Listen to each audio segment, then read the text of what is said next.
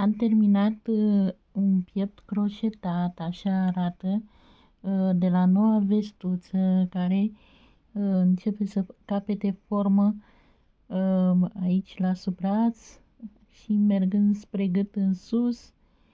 Am lucrat-o cu croșeta de 2,5, iar firul este acesta și culoarea asta 265.